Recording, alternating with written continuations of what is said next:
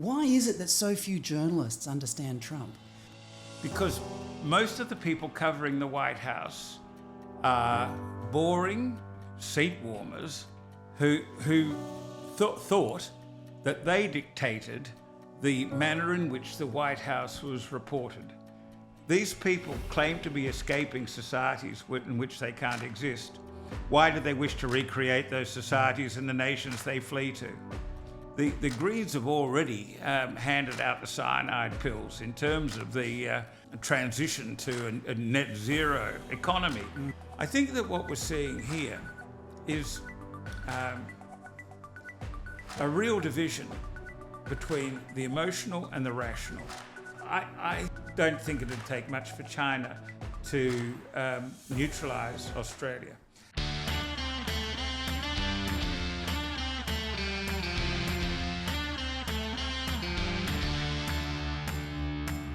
Piers Akerman, thanks for coming in, mate. My pleasure, Fred. Now, I had planned to have a long chat with you about the glory days of journalism because you were there for most of them, but I think we could probably spend 90 minutes talking about what happened on the weekend. Well, it certainly was a remarkable event in terms of the history of foreign affairs. Yes. I can't recall a televised blow-up between any world leaders in history. Well, and as Trump said, this is going to make great television. Which shows you a great insight into Trump's character. Yeah. Trump, first of all, is a television creation.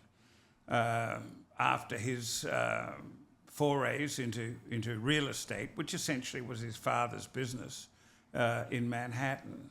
And I was working in New York when Little Donald first really appeared on the horizon, and he made a bit of a splash because everything he said was about himself. He was going to be bigger and better and so forth and so on. Nobody would have imagined that he'd ever wind up in the White House, but he did. And everything that, all the traits that he demonstrated as a young man in New York real estate, aggressive, a deal maker, a risk taker, he's taken with him in his baggage to the White House. I read an interview of him from that period where the journalist asked him what his day was like. Does he have meetings, that sort of thing. And Trump replied, he doesn't keep a diary. He doesn't like keeping scheduled meetings. Yeah. And the quote that I remember, which really stuck with me, he said, I just like to go to the office and see what happens. Well, that's pretty much like journalism, isn't it, Fred? Well, it's true. You go to bed every night and you almost automatically try to wipe that day from your mind because you, like a palimpsest, you have to go in with a clearly blank slate because you just don't know what's going to turn up when you go to the office or as you used to do. And exactly, yes. Well, but that's the attitude he's brought to the White House. It has. And he's also brought all of the skills of a very successful popular television host. He wants to keep his audience on edge. They don't know what his next question to whatever panel he's got will be. And he knows it's great television to catch somebody off guard. And as he said after this blow-up, he wasn't thinking in terms of the global response. He was thinking in terms of the audience response. So why is it that you've just identified very clearly quite a strong correlation between his outlook and the outlook of journalists? Why is it that so few journalists understand Trump? Because most of the people covering the White House are boring, legacy, basically time-serving seat warmers who thought that they dictated the manner in which the White House was reported. Now, we've seen that Trump has caught them wrong-footed them, caught them totally off guard, just as they propped up Biden.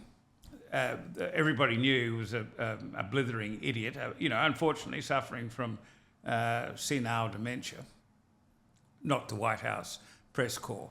They maintained that he was right on top of his game. Now, so they lied to that enormous readership. And they tried to obfuscate about the Trump avalanche that was going to take place. Now, one of the American commentators says that Trump has approached this job like an American football coach, and by swarming, and the swarming, flooding the zone. Flooding the zone. Yeah, that's right. Basically, it's a high risk tactic where every man on the field rushes down. Now you only need a couple of blokes to falter in that, and the opposition can get through. Yeah.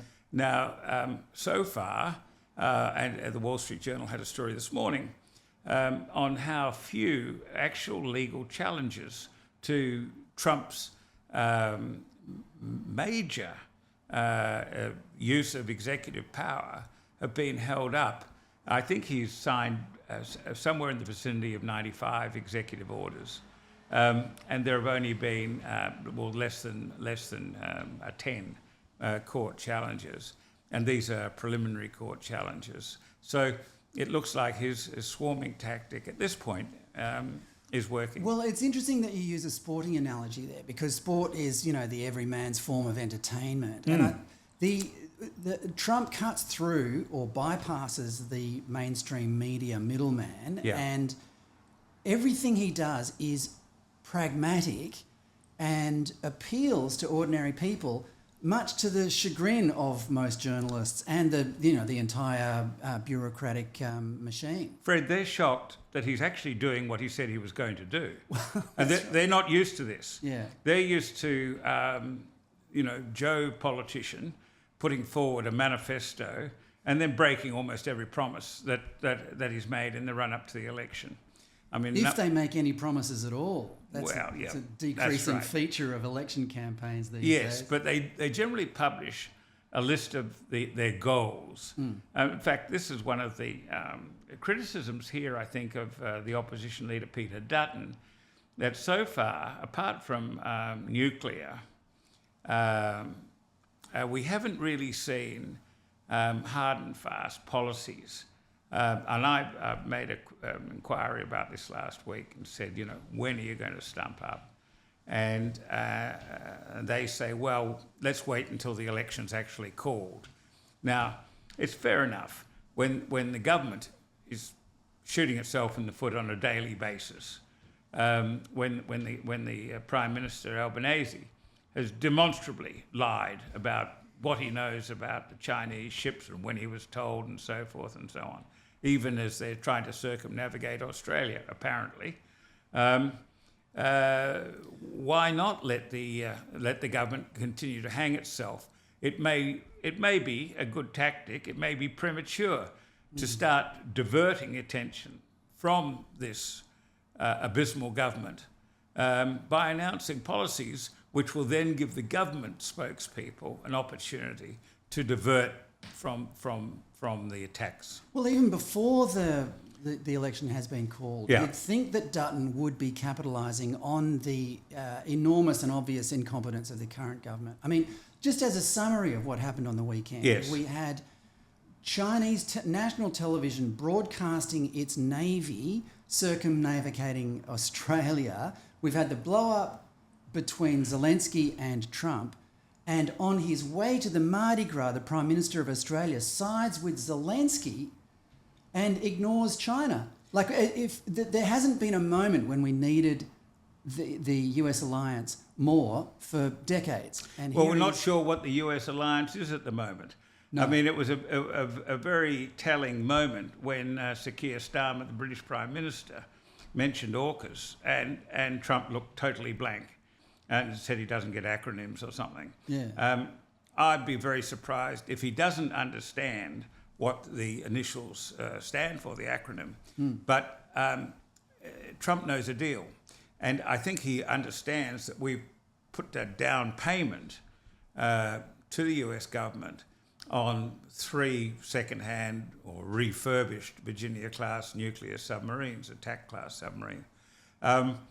So he probably gets that bit, but all of the rest of it is probably something, that's for tomorrow, that's for when it happens. Well, I wrote a piece last week about it because Trump's clearly got a list of priorities. Yeah. And his priorities are getting rid of the deals that are bad for the United States. Now, the AUKUS deal is very good for the United States. I think it was signed under particular sort of naivety. And we've put a down payment on submarines that may be delivered around 2030 or something.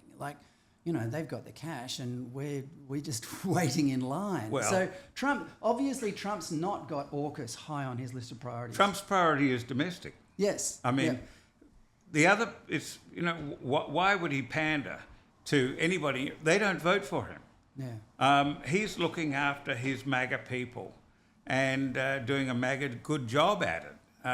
As you could see them applauding outside the White House when Zelensky had to scurry out of the place. Yeah. They thought this was terrific. Here was a president, the first in probably living memory, who's ever seen a quasi-ally have to flee a hostile reception at the White House. So why isn't Dutton taking advantage of this? These are clear goals that he could be Because the election hasn't been called yet. Do you have much faith in our elections, though? I mean, a few years ago, for an example, during the Victorian election a few years ago, 2 people I know reasonably well were first-time candidates in that election for the Liberal Party. I won't name them, but you could probably work out who they are. I rang them. I had a TV show on ADH TV at the time, and I rang them and said, "Oh, come on the show. Let's talk about what your plans are for your electorate and should you win state government." Yeah. And they were forbidden. Well, it doesn't surprise me. I went to the Liberal candidate for Wentworth's office last Friday. Yep. This is Roe Knox. Roe Knox, yeah. According to the leaflets and so forth and so around and about. And I asked, could I have a look at Miss Knox's policies for her electorate? And they said, we don't have them yet because we don't have the federal party's policies yet. And we won't be announcing what Roe Knox's policies are until we receive the federal policies.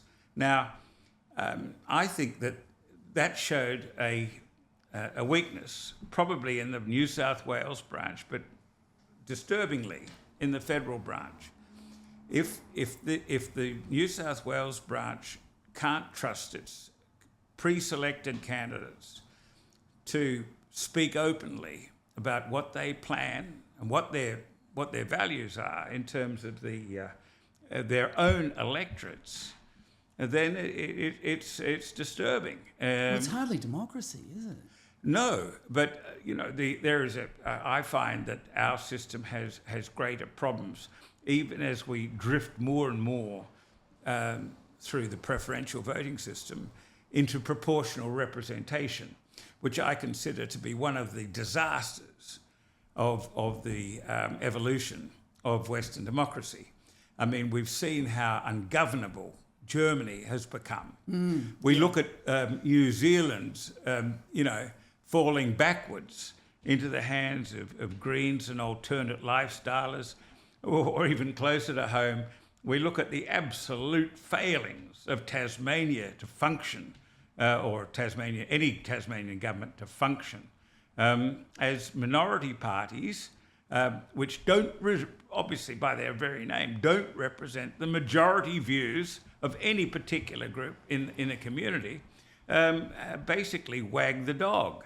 I mean, the Greens have already handed out the cyanide pills in terms of the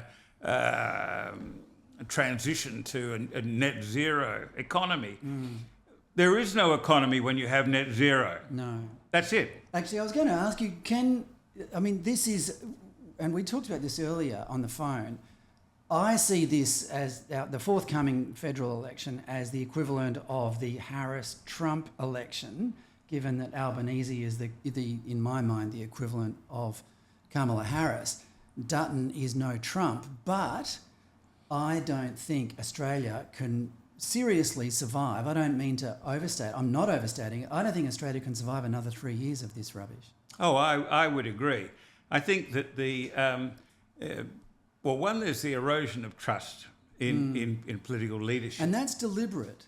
I think there's the erosion of trust across our entire society. I think it's been a deliberate thing over generations. Well, but anyway, carry on. Yeah. Well, I agree with you there. And I think that this comes from the extraordinary low base which is set by our education system. I mean, we are falling so far behind in the 3 R's, reading, writing, and arithmetic, that nobody's taking responsibility for this.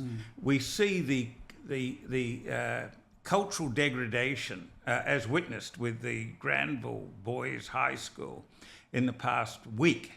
Whereas just to clarify, just to explain, the Granville Boys High School in Sydney is in what used to be working class neighbourhood, now is predominantly Islamic. One of the support staff at the school was some sort of Islamic imam who had posted on social media sympathy towards 2 Islamic nurses at nearby Bankstown Hospital, who said that who threatened to kill Israeli patients. One of them said that he had killed. He had killed, exactly. And so he was stood down, and the boys at this school... Well, some of them, yeah. Yeah, some of the boys at the school gathered out the front of the school chanting Allahu Akbar and essentially told the state government what to do, and the support officer was reinstated. Well, I don't know what a support officer does, and that has never been satisfactorily explained, and I don't get an explanation. Who exactly and what exactly is he supporting? I think we can guess. Well, I don't want to guess. I can't afford to guess. Yes. Because I'll get sued. Yeah. But what exactly does an outspoken Muslim pro-Palestinian activist do as a nominal support officer? And he's been in that role for over a decade. What influence? We know he has influence at the school because we saw, 40 or so pupils in uniform and with some parents all outside, some carrying pro-Palestinian banners, all demanding his reinstatement.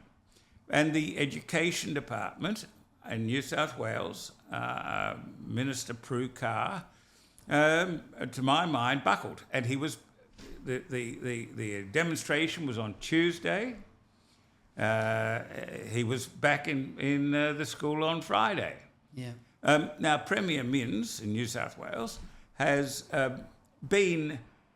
said the right words recently in terms of anti-Semitic intolerance. But in terms of actions, New South Wales police and various department heads have done very little, although those 2 nurses who appeared in the video were immediately stood down. Let's see what happens to them. When you say Premier Minns has used the right words, firstly, the New South Wales police are still yet to charge anyone for chanting "Gas the Jews" on the forecourt of the Sydney Opera House a year and a half ago. But every time, Minns is not alone here, but he's worth singling out. Every time someone refers to this problem, they call it an anti-Semitic problem. It's not. It's a problem with Muslims. Yes, and if you raise that, then you're guilty of Islamophobia. Yes, it's actually breaking the law. Well, yes, but this Islamophobia, and we saw 50 or so leaders of the Islamic community sign a letter saying that the government doesn't take Islamophobia seriously. Yeah, it was an overreaction. It was a huge overreaction, and if these people had been Muslim, then nothing would have happened, you know. Some of those organisations get government money too. Well, some do. But Fred, I'm not sure, how is, when you have these mosques, who in the mosque community selects the imam? Who pays the salary? Because we know that a number of the imams have used their platform on Friday night to preach violently anti-Semitic, all Jews are pigs and so forth and so on. No charges laid. My view is that this is not a freedom of speech issue. This is a hate speech issue. Mm-hmm. And that if the community of the mosque is responsible for selecting the imam, then the community of the mosque should be held responsible. And therefore, any fines, and I think there should be a communal fine against the board or whatever a body runs the mosque. Well, yeah, you question where the money's coming from. I mean, quite possibly it's coming from overseas. Highly likely. Yeah. But another source of money, Piers, is through this halal scam. Well, there is a halal scam, but there is another more as alarming, I guess, issue, and that is the extraordinary links now between radical Islam and the bikie gangs. And we're seeing this with more and more of what used to be homegrown blokes, having a bit of a gangbang in the local bike shed or something. But now they're all blokes who, as soon as the charges are pending, flee to Turkey, Lebanon, Doha, somewhere where they're granted safe haven within a Muslim Brotherhood nation. You mentioned, you mentioned trust earlier. The diminishment of trust in our society. Yes. How deliberate? I mean, it's a widespread thing. We now live. It seems to go hand in hand with multiculturalism. You wouldn't get, Muslims mixing very easily, for example, with our Chinese community or whatever. It's a low trust society these days, isn't it, Piers? Well, the sad but true thing is that Malcolm Fraser opened the doors, as we know, when there was a civil war raging in Lebanon, and he thought that he would permit Lebanese Christians, Maronites, to migrate to Australia, where there had been a very strong and very successful stream of migrants going back to the late 19th century. In fact, some of the great department stores around Sydney were started by Maronite Christians from Lebanon, who originally come out here as hucksters. They had been travelling around rural New South Wales particularly, but in other states with wagon loads of ribbons and fancies and things like this. And the stories of their outback adventures are interwoven with the development of rural, just like the Greeks started fish and chip shops and Italians and so forth, and they moved out. But they integrated. Yes. They integrated. Yeah. Where Fraser made the huge mistake, which he admitted later on, was that by opening the gates to, quote, Lebanese, without specifying which groups he intended, we brought in a large number of very poorly educated, unskilled Islamic Lebanese people who'd lived, on basically feudal lives. And these people came, and of course they had family reunions, and they invited vast numbers, and they formed ghettos, and they didn't outmarry into the rest of Australian society. And throughout the 70s and 80s, 90s, we had ghettos forming in Western Sydney, which were effectively no-go zones for non-Muslims. And the government, the Labor government under Hawke and Keating, were party to this.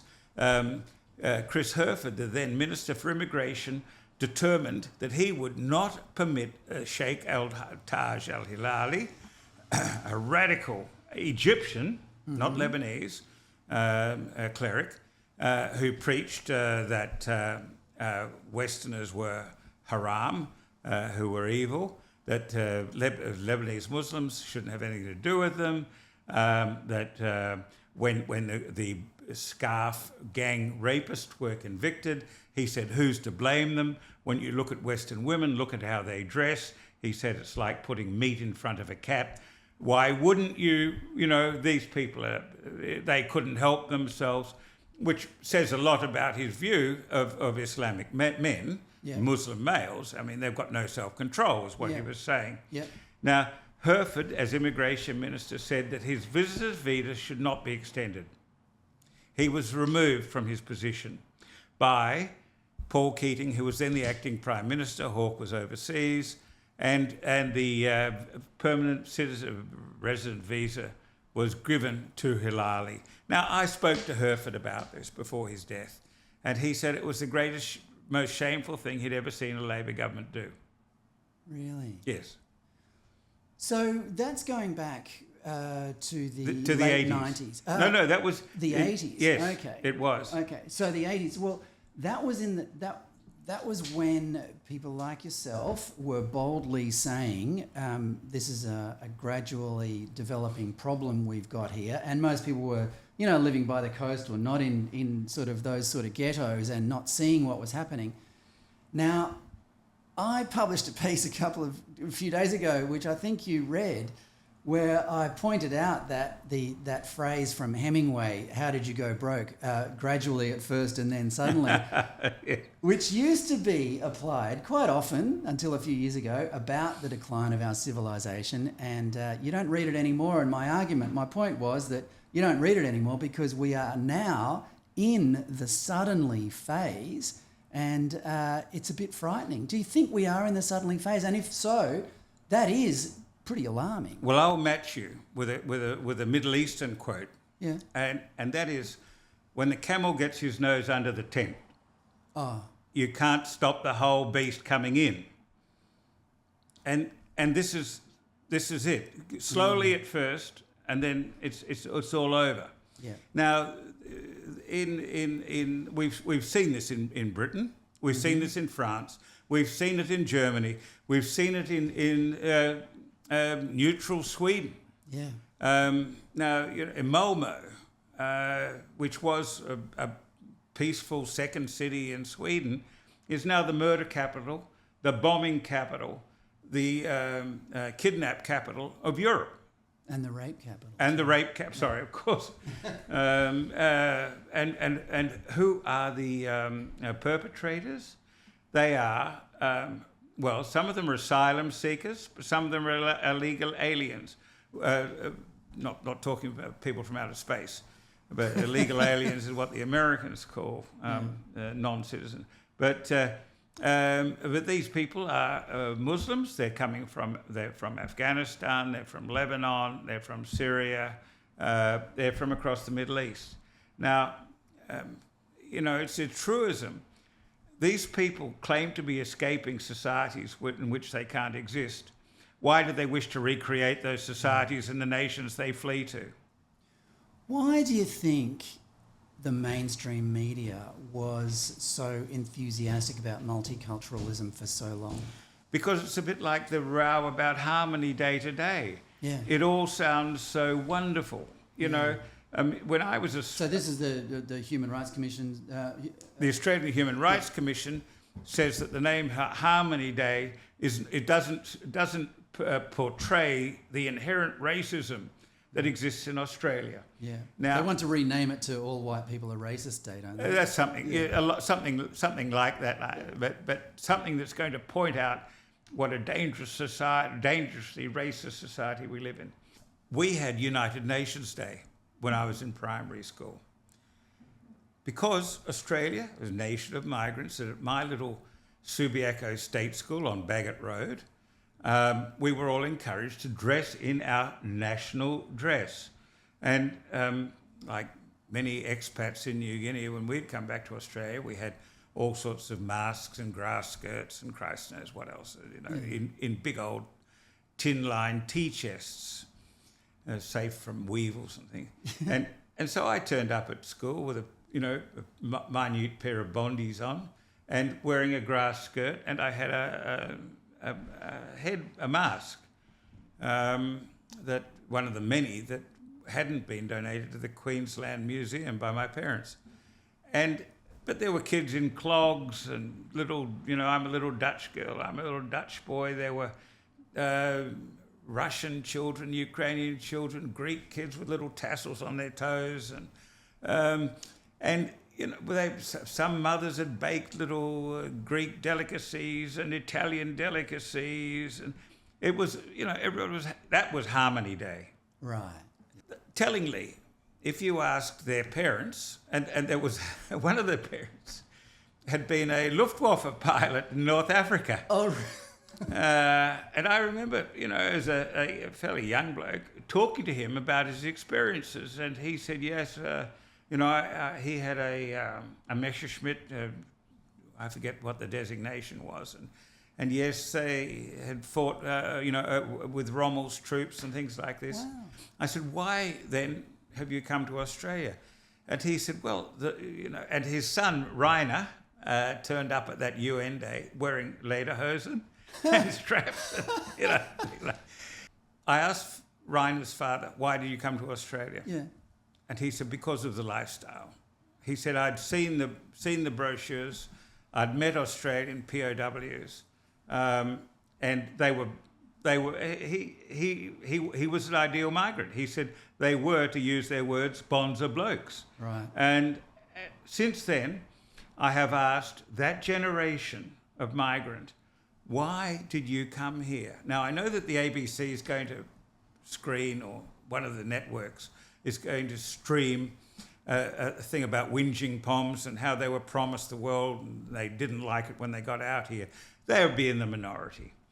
But every migrant I've interviewed, and they're all old now, has said the lifestyle. It wasn't your form of government. You didn't know what the form of government was. They saw the brochures in Australia House or in the embassy in Athens or Rome, in Paris, in Gothenburg, or in Oslo, and it showed these chesty bond sort of surfers coming out of the surf, and the women they were one pieces and then they were two pieces, and they wanted that for them and their wives, young wives, and that was why they came here. Now, that was an admirable thing. What do we get now? We get people who essentially don't want to participate in what is and still remains the dominant Australian culture. John Howard was right when he said, we'll determine who comes here and how they come here. Yeah. Well, the way you described that generation of migrants quite accurately describes my own father, in fact, probably from Singapore. All right. And probably the most patriotic Australian I've ever met. Yeah. And was grateful to the day he died for the opportunities that... First generation migrants are. Yeah. Now, look at what's changed, Piers. It's just... what our priorities now are Indians, Chinese, and people from Gaza. I mean, is this a deliberate destruction of the lifestyle that you just described? Indians I can see fitting in here very easily. We share so much, and when you're in India, you speak to educated Indians about the British legacy. Don't you think this was terrible colonialism? And they say, why? They gave us a common language. They gave us a judicial system. They gave us a a health system as rickety as it may be. Yeah. And they gave us a railway system that connected all of the little principalities and so forth and so on. The English made modern India. The biggest mistake was partition. So we in Australia have fierce anti-colonialists, yet the people who were actually colonised most vigorously, more so than any other group in the world, thought it was a terrific step forward. We can't even define what an Aboriginal is these days. We do know that up in the Northern Territory, there are a handful of people living in remote areas who may not have any European blood in their system. Only a handful. All the rest of them across Australia are what those Aboriginals in the north call yellowfellas. And when I was a young man jackarooing, the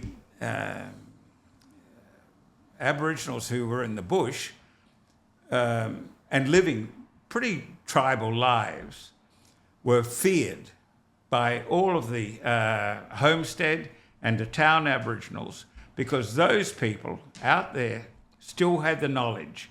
They were the only ones who had the intricate magic and the connection to particular areas. But this one old Aboriginal told me up in Kununurra a few years ago, don't get conned, he said, not every old Aboriginal's an elder. And he said, and not every hill is a sacred site. A lot of these places are important because they're big physical masses, like a river, and we know where it is. But he said, not necessarily sacred. There are very few sacred sites around the place. That's why they're sacred. Not every place can be sacred. Do you think then it loses its intrinsic value? If you start saying that every street in Sydney is a sacred site, well, hang on, what value is Martin Place? It's just another place. Yeah. And yet Martin Place is sort of the core, it's the heart. It contains critical and important war memorials. It's been celebrated since, Martin was the mayor of Sydney. Yeah, and it was the site of a pretty serious terrorist attack. Exactly. Of which have you seen the way that's commemorated in Martin Place? No. It's awful. It's just a little plaque on the ground, and the plaque, I have to paraphrase from memory, but it commemorates the response, because after those people died, thousands of people descended upon Martin Place and left flowers, as everyone has done on such occasions ever since Princess Diana died. Yeah. It's become the sort of customary thing to do. And so this plaque commemorates the fact that Sydney kind of unified in response to this awful incident. They call it the hostage crisis. They don't call it a terrorist attack. And that's what it's commemorating. It's the response, not what happened. Not the event. So, Mark Steins pointed this out a few times. Yeah, you should have a look, because the 10th anniversary occurred just a couple of months ago. Yeah. And who was it? Clover Moore, Sam Mostyn, Chris Minns, and someone else, four extremely... Probably the current governor. The state governor, so they all turned up with wreaths, and I saw the video of it on the ABC. They stood there, like, pedestrians are coming and going in the background. It's not an official event. They turn up with these wreaths, they place them on the ground, and they stand there, looking solemn for a second, and then they just disappear. Because, Piers, they want us to forget that happened. Well, there are a lot of things the government prefers to forget. We currently, federally, have the most anti-Israel government in the history of Israel. Yeah. And bear in mind, Israel's only 47 years younger than we are as a nation. And yet we willfully ignore the fact that Israeli intelligence has tipped off the Australian government to numerous terrorist events that were planned to kill Australian citizens in aircraft and at other events in Australia. and we treat them as third-class people. We demand inquiries into the death of one rather foolish young woman, unfortunately killed through an error. Yeah. The Israeli authorities... Is this in Gaza, you mean? Yeah. Yeah. The Israeli authorities cooperated fully with us. She was working for the Red Cross, was she? Or No, it was food for the yeah. nation or something. Yeah. But we sent across the former Air Commodore Mark Binskin. I read his report before the government did, because he'd given it, it was available in Israel. And he commended the Israelis on the job, the investigation that they had carried out. Not a word of thanks from Penny Wong, our foreign minister, who demanded acrimoniously this investigation. Now, you know, she is shamefaced. When she was at the UN the other week, she met with leaders from Iran, she met from Pakistan, she met from, I think, Jordan as well. Yeah. Essentially, people who have been... Proxies for Hamas. Proxies for Hamas, exactly. But she didn't meet any Israeli representatives there. Mm. And as soon as, you know, it didn't take long for the attack on October 7 to happen before she was promising even more money to UNRWA. We've now given them $20 million. So do you think that there is a groundswell of awareness, if I can use that phrase, that she's a bit of an idiot? I don't know if she's an idiot. I think she's shrewd. Yeah. I think she's... Well, let me rephrase that she's working against Australian interests. Oh, I've got no doubt about that, globally. Mm. I think she's voting with the terrorists. Yeah. Essentially. What I think here is when I look at Albanese, Wong, Bowen, Bob Carr, Burke, yeah. I'm thinking federally at the moment. Okay. Yeah. Is essentially we have a government which has not advanced beyond adolescent undergraduate politics. Yeah. None of these people are world figures. Yeah. They don't think like statesmen or stateswomen, if there is such a thing. Well, they've never operated outside politics anyway. Well, they've never operated outside student politics, is essentially it. Yeah. I mean, they're still playing left-wing, right-wing factional games. Yeah. And you look at the promotions within the Labor Party, you look at the Mean Girls episode against unfortunate Kitching, and so on. This is a huge failing in the Labor Party. Now, I mean, I'm not a great fan of the Labor Party, but I used to have a lot of friends in the old ALP, blokes who had come into the party as shop stewards because they were on the job. They were union organisers on the shearing shed floor or in metal foundries. Well, you were talking before that you worked as a jackaroo. I started life as a brickies labourer. Yeah. I mean... you can say the same about journalism. There's too many people in journalism, in my opinion, who've never worked outside a newsroom and, in fact, spend nearly all their career in a newsroom. They don't really have much contact with ordinary life, do they? Well, this is true. And while I wouldn't advocate going back to the sort of bars that we're used to, now they all have counselling. You know, you go to a crime scene, then you go to counsel.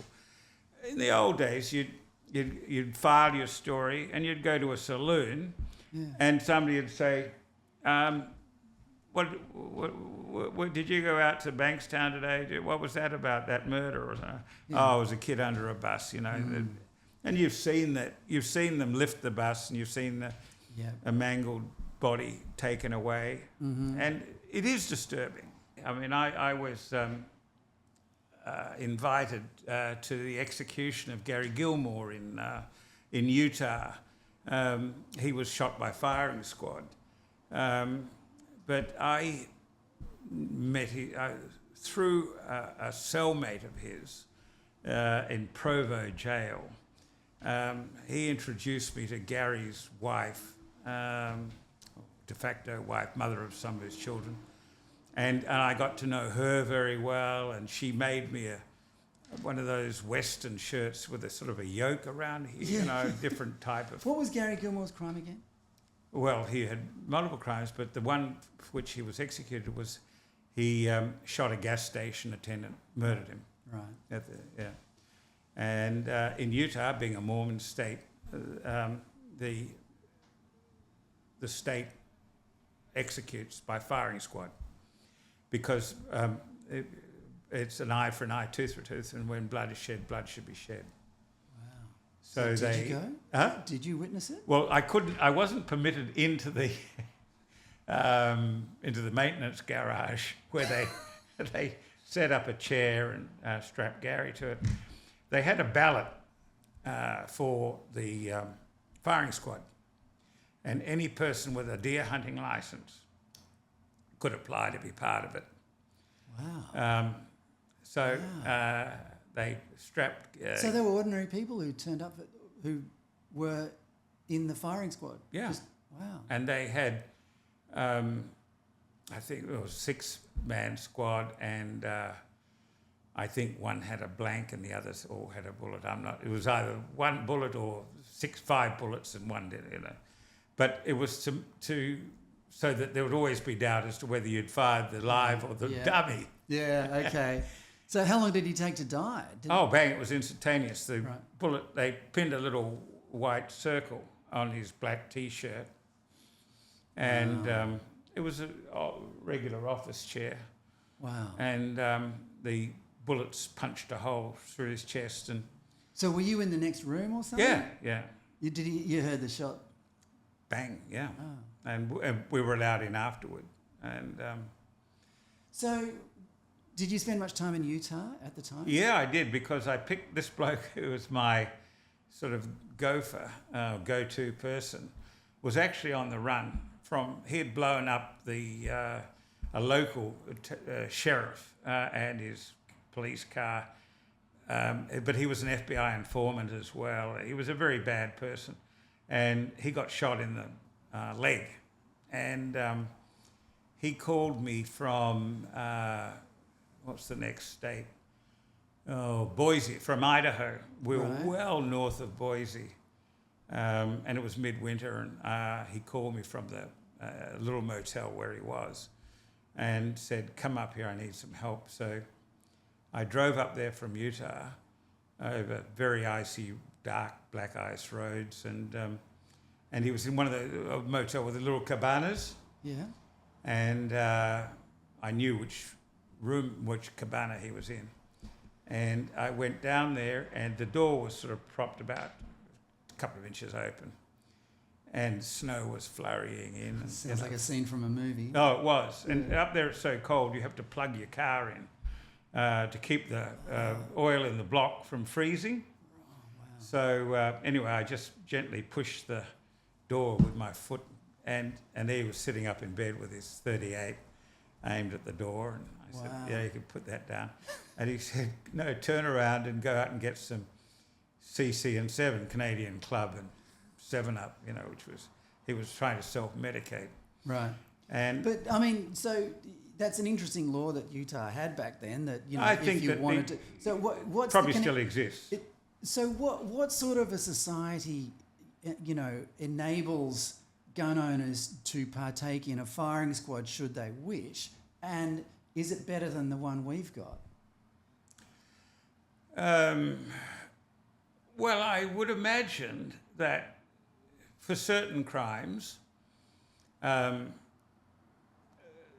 would... I think that if you ever put a vote in Australia, do you want capital punishment brought back? I think it would pass for certain crimes.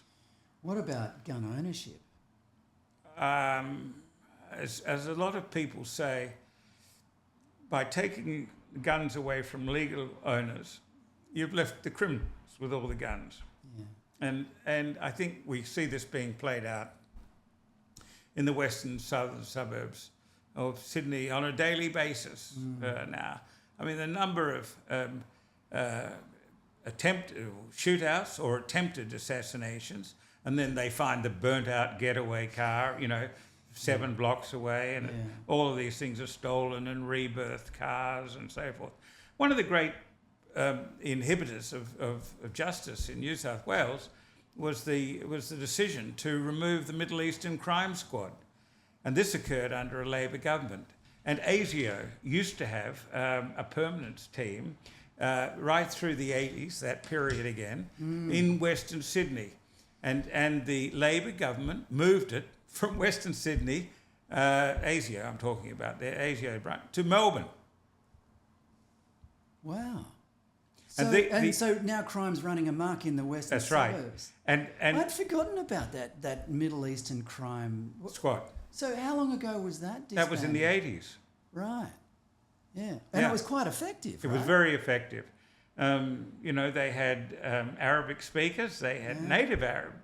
I mean, the fellow who's just had his, the former deputy commissioner who's just had his book published, or is coming out this week. Was born in Cairo. Right. Yeah. I read recently someone comment regarding the kid who stabbed those little girls at the Taylor Swift dance thing in Britain. He was on, I think it was in relation to him or some other perpetrator.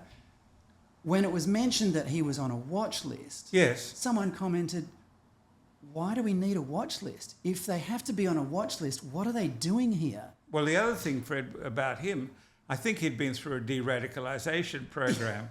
And all of the evidence is that there is no effective de-radicalisation program.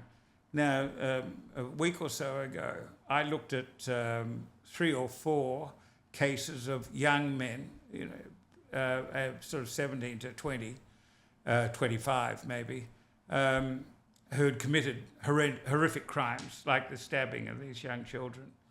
And the majority of those have been through de-radicalisation programs, following stints in prison for attempted terrorist acts.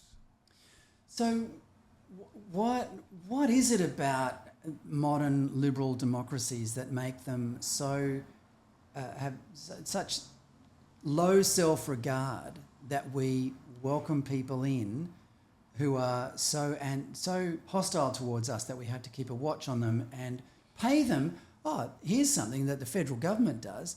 The social harmony grants under the Department of Home Affairs hands out, I think it's $15 million a year to various Islamic groups. Islamic groups, not to Jewish groups. No. This is to sort of curtail anti-Semitism. Well, Fred, you've got to look at Labor's marginal seats in Sydney, where they have large Islamic populations. Mm-hmm. So that's where the money's going. Yep. And so we've got Jason Clare's seat. We've got Tony Burke's seat. You could even argue Graindler, where the Prime Minister is. All have significant percentages of Muslims. Yeah. And in some of those seats, the result is decided by only hundreds of votes. So if you can be seen to be doling out money to those people, then the chances are that the Islamic community will vote for you, for Labor, not for the coalition. I think that what we're seeing here is a real division between the emotional and the rational in terms of multiculturalism. Now, the emotional response, of course, is that, well, we're all human, and if we all hold hands and sing Kumbaya together, everything's going to be fine, and we'll all love Australia. But those people, the emotional, then fall out because they can't decide what Australia is. They say that we're here on stolen land, that we should be giving reparations to people whose great-great-great-grandparents may or may not have been Aboriginal. So almost everything that the emotional does is designed to divide. I was thinking this morning, a friend of mine looked up asked one of the AI bots how long it would take for Australian society to collapse if China blockaded us. And apparently it will take 24 hours because we'd run out of petrol and then our stores would run out of food and social breakdown would begin within 24 hours. Now, that led me to think, well, what if China invaded? What if China did take over? Well, for a start, our schools would start teaching writing and arithmetic. There'd be no... But it would all be in Mandarin. Well, it'd be in Mandarin. I mean, that'd be one obstacle. But there'd be no transgender in schools. There'd be... the Aboriginal communities would be rounded up and anyone on welfare would be forced to work for a living. There'd be fewer Harridans running NGOs. I mean, you're describing, in fact, a Trumpian agenda. Yeah. I mean, it's essentially Trump without the country and Western music, I suppose. I don't know if he's that much into it. No. No, I don't think it would take much for China to neutralise Australia. I think that they have sufficient high-tech intrusions into our electricity, water, sewerage and telecommunication systems already for them to shut it down. Do you think those BYD cars are listening to us on behalf of their electric cars, which are increasingly common on our streets? Tony Burke was driving one. Yeah. Do you think they're listening to us? Well, I don't think they're listening to everybody driving to the races on Saturday for a tip. Yeah. But I do think that they it's more than likely that if they manage to have a device or have a minister or a senior advisor or a senior bureaucrat driving a Chinese-made vehicle, then I think it's highly probable that whatever devices can be switched on remotely to record all telephone calls going to and from that vehicle and discussions and so forth would be studied for the intelligence that can be gleaned.